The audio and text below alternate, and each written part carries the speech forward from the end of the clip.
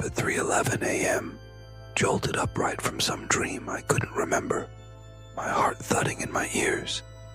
The apartment was silent, except for the dull hum of the refrigerator and the quiet tick of the wall clock. I tried to will myself back to sleep, but my bladder had other plans, making its complaints impossible to ignore. I squeezed my eyes shut, thinking about all those creepy Reddit threads and late-night TikToks I'd watched, the ones that warned about the dangers of using the bathroom after 3:10 a.m. Urban legends, I told myself.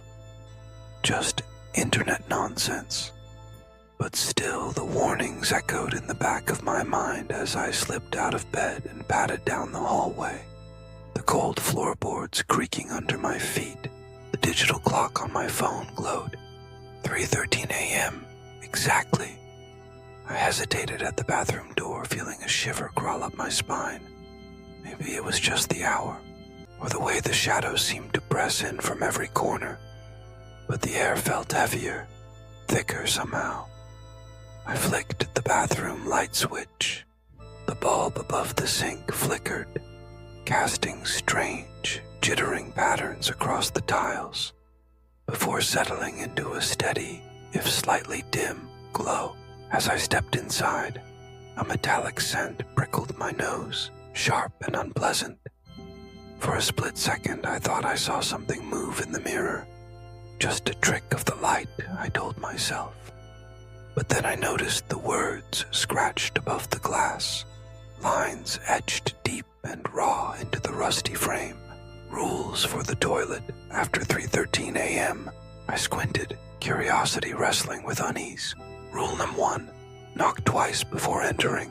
I hadn't knocked. A laugh bubbled up, nervous and thin. Who writes rules for a bathroom? I scanned the rest. Rule number 2, don't use the third stall. There were 3 stalls, all identical, except the third door hung slightly crooked, paint peeling around the edges. Rule number 3, if you hear breathing, hold your breath. Rule number 4, never flush if the light is flickering. Rule 5, you must leave before 3:19 or it sees you. I shook my head. Clearly some bored tenant with too much time, I thought. Urban legend stuff. I pushed the third stall door open anyway, rolling my eyes at my own superstition. The metal hinges groaned, echoing in the cramped space. The stall smelled musty, like old water and rust. I shut the door behind me, but before I could latch it, the door slammed shut with a force I didn't expect. I hadn't touched it. A sudden silence fell, thick and suffocating. Then, from the other side of the thin stall wall, I heard breathing. Not the quiet, rhythmic sound of someone asleep, but something heavier, rougher, almost wet. My breath caught in my throat. My own breathing sounded thunderous in my ears, so I pinched my nose and held it, pressing my back against the cold, tiled wall. Curiosity won out over fear, barely. I crouched down and peeked under the divider, heart pounding. I saw feet. Pale, bare feet, streaked with something dark. But the toes weren't pointed toward the toilet. They were pointed at me. Whoever, whatever, was in the next stall was standing perfectly still, facing my direction. As if waiting, panic surged through me. My bladder forgotten, I scrambled to my feet, fumbling for the flush. My fingers trembled as I pressed the handle, desperate for some sense of normalcy.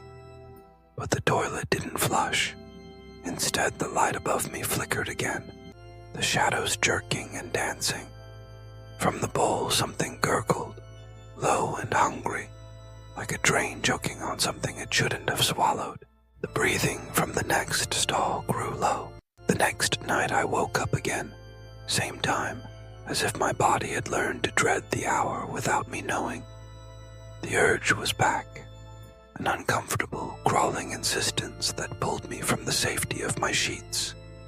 I tried to resist, telling myself that what happened the night before was just a dream, a cruel trick played by a tired mind. but the pressure mounted, impossible to ignore, and eventually I gave in. This time, the bathroom was different. The door was already open, swinging slightly on its hinges as though someone had just walked through. Darkness spilled from inside, dense and absolute, swallowing every sliver of hallway light. My heart hammered with recognition and fear.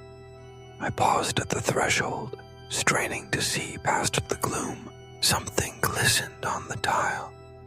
A wet trail, starting from the stall and snaking toward the hallway, as though something had dragged itself out. My feet made no sound as I stepped forward, but each breath echoed loud in my ears. The mirror caught my eye. A new message, deep and jagged, had been scratched into the glass since last night. Rule number 6. If it follows you out, don't let it know you've seen it. My mouth went dry. The other rules had vanished, erased as if they'd never been there. Only this one remained, a warning carved for me alone. I backed away, heart thumping. When I sensed movement, I turned, slow and deliberate, and saw it. A figure stood just beyond the doorway. Tall, its outline blurred by dripping water, as if it had been pulled from a drowned world. Its head was tilted at an unnatural angle, its eyes empty, bottomless, fixed on me. Water pooled at its feet, spreading outward in a cold, shimmering puddle. It whispered, voice thin and wet. You broke the rule. You flushed. My mind reeled. The words made no sense. I hadn't flushed, I was sure of it. I remembered standing there, paralyzed, the urge to run, battling the need to follow the rules. Had I made a mistake? Desperate, I fumbled for my phone, hands shaking as I found the footage from the night before. I forced myself to watch, frame by frame.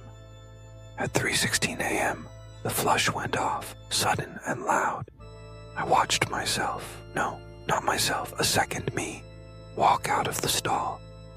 My face, my clothes, my gait, but not me. The real me had been frozen in fear, but the camera showed a perfect copy, stepping into the hallway with my shadow trailing behind. Panic gripped me.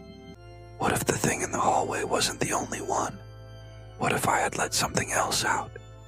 I ran, the cold air biting at my skin, the wet footprints following close behind in my mind. I ended up at Julia's house, pounding on her door until she opened it, bleary-eyed and concerned. I told her everything, about the rules, the mirror, the figure, the footage. She didn't laugh. She just listened, her face growing graver with every word. We can't let it end like this, she said. If you're telling the truth, maybe we can set things right. We waited until night, then crept back together, flashlights in hand. The corridor was silent, the air heavy with anticipation. I reached for the bathroom door, heart in my throat. As I pushed it open, my breath caught. Julia was already inside. She stood by the sink, eyes wide, lips parted in a silent scream. The same clothes, the same hair, the same anxious glance. I spun around. Julia was still beside me, clutching my arm. She stared at her double, terror etched into her face. I stepped backward, mind racing. 2 Julias, 2 of me. I looked over my shoulder. The hallway stretched on, impossibly long, with another door at the end. 2 bathrooms now, each identical, each holding its own secrets. The rules had changed. We moved as one, drawn by a force larger than fear.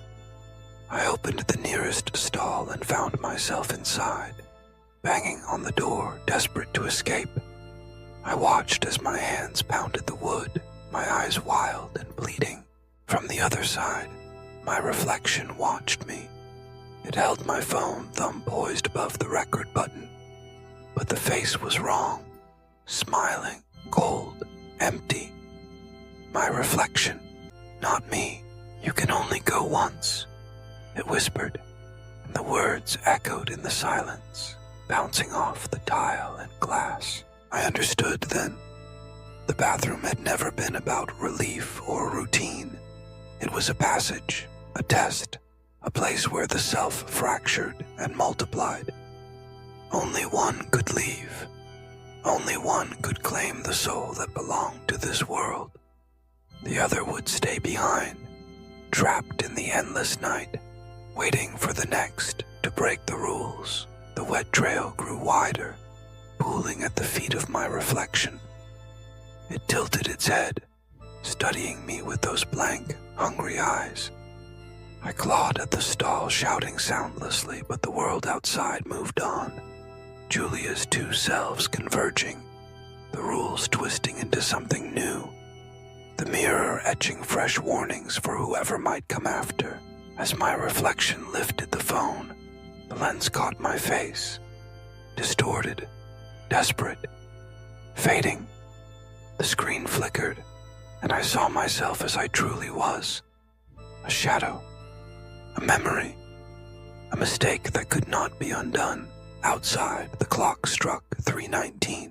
The door slammed shut, the lights went out, and somewhere, in the darkness, something else began to wake, drawn by the promise of another broken rule. Because in this place, the boundaries between what is real and what is not are paper thin, and the cost of crossing them is everything you are.